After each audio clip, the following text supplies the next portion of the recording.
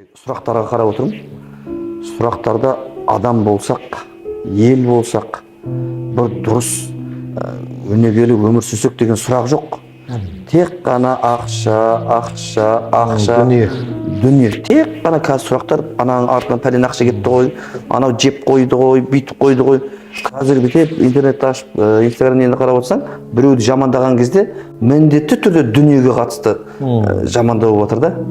Соны Құранда Алла Тағала былай дейді. Бұл дүние дейді.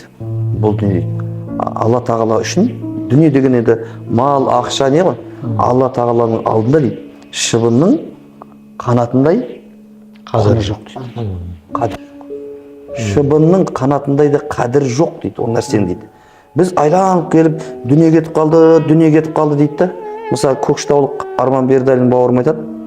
Адамдар көп тура жолды қаламайтын.